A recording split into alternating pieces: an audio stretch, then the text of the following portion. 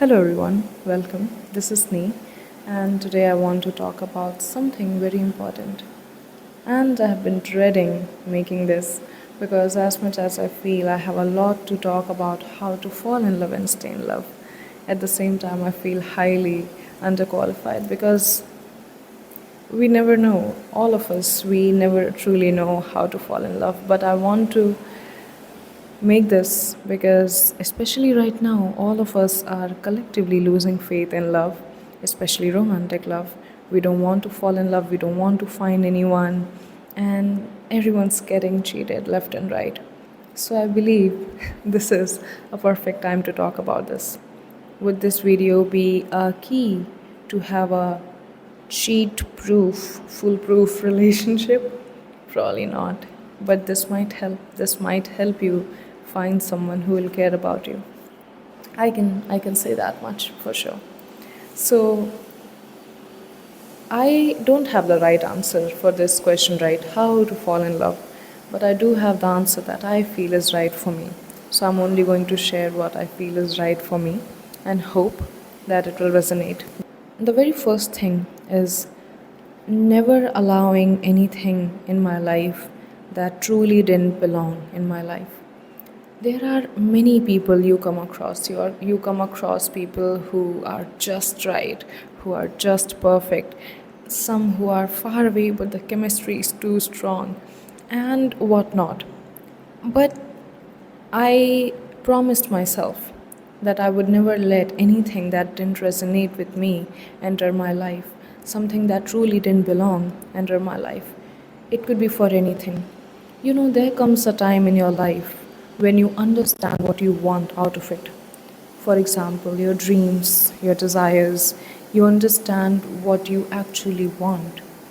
And when you finally do, especially in a romantic partner, then you should never allow anyone who is exactly not that person. Now, am I talking about the idea of finding a perfect person? No. I am talking about finding someone whose imperfections you are comfortable with. There was a time that I finally realized that, okay, these are the exact things I'm looking for in a partner. And this does not happen early on, it will take time for you to realize this. And whenever I say falling in love is very difficult, a lot of time it is difficult because you haven't learned yourself enough, you haven't fallen in love with yourself. And when I say falling in love with yourself, I don't mean blind self love, that you're obsessed with yourself and you are a bit of narcissist, but rather to know exactly what you want. When you are heading to shop something, maybe a dress, you know exactly what you're going to buy. When you are going to buy an ice cream, you always know what's your favorite flavor. When you are headed outside and anyone asks you, okay, what's your favorite weather? And you say rainy season without even thinking twice. That is the clarity you need to have when you are trying to fall in love. It is difficult. It's very, very difficult, and these things will start changing.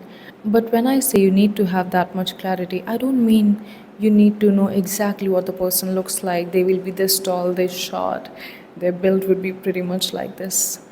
That really does not matter long term. And here I'm only going to talk about long term. I'm not trying to get you into a situationship. So if you are actually trying to fall in love, bring clarity to what you want in a person's nature, what you want their personality to be. Would they be kind when you are walking on a road and someone asks for food? Would they give it? If someone's stuck and in a traffic and they need someone's help, would they be the first to go and help? And all of these things matter. I was definitely, genuinely very, very clear about what I want, what the person's nature should be like, how much I want them to care, how kind they should be, whom they should help, and how they are going to talk to me when they address me, how they are going to do that. Would I be a secret in their life, or it would be just a private relationship? Everything was very, very clear in my mind and is very clear in my mind because I cannot afford to get X from someone I love. I keep hearing people that they get X from their partner. I have a delusional belief that if you love someone truly, you will not get X. If there are habits that you cannot be okay with, I don't think you should drag that. But when a person is not ready to work on something because they are too high on their ego that you are clearly uncomfortable with, I think that's a telltale sign that you're not loved that deeply. Because I believe I'm ready to work around pretty much everything, but only if the front person is malleable to changes. You cannot, scream at a wall. You cannot negotiate with a wall. And understanding that is one of the biggest epiphanies you will ever have. So, only allowing what you know is right for you begins with understanding yourself, knowing and being clear about what you are looking for in your life, what you think your life looks like 10 years down the line.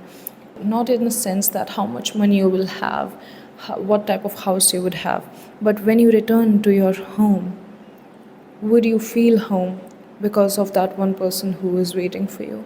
Would you be okay sharing your personal space with someone every single day? And if yes, what type of person they would be? Because they are clearly comfortable with everything that you have going on.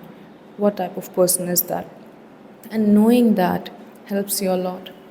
We have this feeling in our mind that we are never going to get someone perfect. And because we have accepted that idea so much, we are almost all the time okay with anyone who is coming in our life, even if they are slightly toxic, because we think we can work around things. Maybe you can, but will your kids do that? I always ask myself this question. I am okay now and I can adjust now. But what if 10 years down the line it starts to bug me?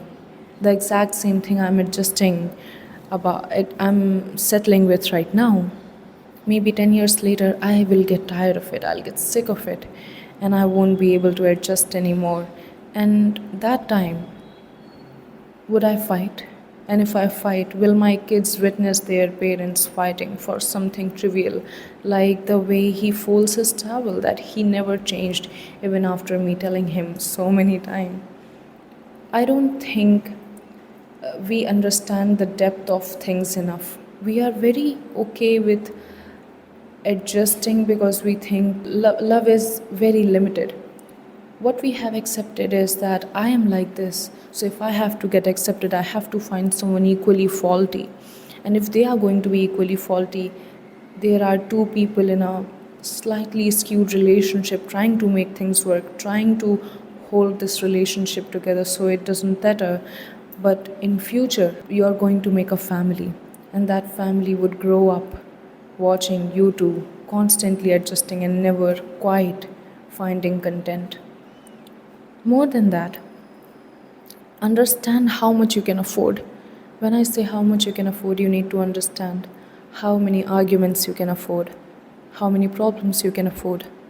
Down the line, how many imperfections you're okay with. All of these things matter. We don't think about it enough. We don't think about affording problems enough. But you are quite literally affording problems. So you need to understand how much energy you have to give into these sort of problems, these trivial fights. How much can you afford? I also believe in love where I don't have to teach constantly. That doesn't mean that I'm always going to stay silent and I'm not going to talk about it because this bothers me and I'm not ready to teach. I am ready to share my side, but I cannot manipulate someone's behavior. So that was one very important thing that I was looking for. That I don't want to teach. I don't want to tell someone step by step what to do to make me happy. Because to be loved is to be known, to be seen. And if someone is curious enough about me, I believe they will know me. And eventually, slowly but surely, they will know all of me. So I don't want to spend time teaching someone my ways. I want to learn and let them learn. And that's very important. So find someone who is equally curious about you. In my mind, there was 100, right? And in your mind, probably that's not 100, but for me, it's my 100. And that 100 means a perfect human being. And that perfect human being does comes with their own imperfection, but I'm perfectly comfortable with those imperfections. So I was sitting one random day and thought, there's this 100 outside, probably for me, meant for me. How am I going to meet them? And if I do meet them, how am I going to ensure that they think I'm 100 for them as well? So I closed my eyes and imagined everything they would want in their partner. And I decided that I'll become everything. Now, are you trying to change your behavior for someone? No, isn't that inauthentic? No, I believe none of us are born with 100. None of us are hundreds. We are all faulty pieces. We have our shortcomings, constantly fighting with things that are wrong with us, that have attacked us, the way we have been conditioned. Everything has constantly controlled and dictated our ways of loving people, the way we talk, the way we connect. So, yes, I am faulty. Now, when I have finally accepted that there are a couple of shortcomings, maybe more than that, and I am in fact a faulty piece, and we all have our own defaults, how can I go on to expect someone who is complete at peace? Isn't that sad? Isn't that hypocritical? Way too selfish. So I decided it's okay if I want to change because I'm ready to spend my whole life wanting to be someone who is deserving of 100, of my 100. I don't think we spend time doing this more. I don't think we question ourselves. How can I be better? So that when I find someone amazing, they think I'm amazing too. How when I finally bump into someone who is just the perfect human being, I am ready and they are ready too. For me, both of us are ready for each other. Wouldn't that be amazing? But no, we don't think like that because social media has told us that you are perfect the way you are. You need to self love, you need to love yourself. Just go ahead, journal, and say that you love yourself and manifest a lot of self love, and you will get the person that you desire. You won't. Your brain is pretty much washed. None of us innately deserve 100. And maybe it sounds like a hot take, but it's very genuine. It's coming from a very genuine place because I felt that I had to change certain ways of things so I can finally receive love when I see it. Because I thought, oh my god, I desire so much love, I desire so much beauty in my life, but will I be capable to see that beauty when it finally lands in my life? Will I be able to accept all the love that I am desiring all this time? Will I be able to even fathom that the person right in front of me is that exact 100? Maybe not, because I myself have not reached a place, I have not developed my gaze enough to see that beauty. How can I get someone who is over there when I am down here just wishing and thinking that I deserve the best when I clearly don't? I'm saying this because social media has brainwashed us into thinking that we constantly deserve the best without actually putting any work in. I knew that whoever I meet would desire depth and knowledge, and I wanted to be that person. Why? Because I knew I want someone who is like that. I knew that anyone who meets me would appreciate small habits that I have got going on, like working out, reading books, or whatever that would be.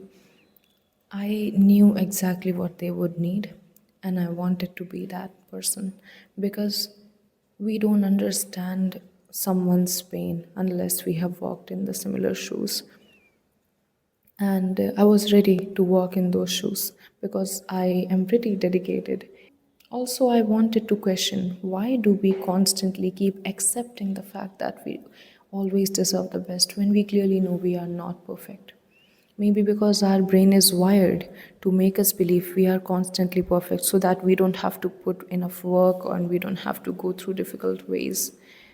That's how our brain is designed, and we are constantly looking for easier ways, easier way out into every single thing. And that's why when someone in social media says that, you know what, you deserve the best, you accept it blindly without questioning if you have ever tried your best to be someone who is deserving of the best. Because anyone who comes in your life is going to mirror you. So you have to be very, very ready to see and face that mirror. When we find this clarity and we finally understand what we want, and we have changed ourselves into looking for exactly what we want, I think life is better. All I'm saying is being in a place where we don't mistake lust for a long lasting beauty, and where we don't mistake beauty for something transactional, life will be better. Life will be better, you will meet better people, and you will not feel that time is always conspiring things against you. Because we need to come to a conclusion. We need to understand what we are looking for.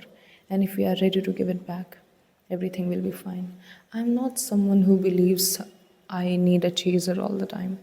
I'm ready to love and be loved. I'm not someone who just wants an admirer. I don't want to be desired from everyone. I only want to be desired by that one person I'm looking for. And it's very important because a lot of times when we are changing ourselves, we are working on ourselves, our motivation is, you know what, everyone will think I am the most gorgeous person to walk on the face of earth. But I don't want that. I want the only person I want to think I am everything that they ever want, and vice versa. I don't want to live a life where I have this one admirer following me constantly and I am like, I don't care, because I'm so cool, I'm a black cat. I want to love. I want to feel the depths of love and longing, and I want to miss someone. And that will only happen if I am 100% deeply in love as well. I think we keep protecting ourselves from love because we think we'll eventually get hurt. So I don't want to just get attached, or I don't want to get committed. We are constantly protecting ourselves from the most beautiful thing in the world, and that's love. And I want to end this video saying that you need to be courageous enough to love and be okay if it hurts you. I think you cannot you cannot fight a war and expect that there will be no scratches. Scratches are part of your life. So maybe get okay with those scars and be okay with the fact that when you fall in love, you're going to miss people, you're going to long for someone. And I think real misery is not that you miss someone, that you long for someone, or that you desire someone that deeply. Real misery is being numb to it all and thinking that's all you have and you are on top of the world because you are numb to everything. I think that's true misery.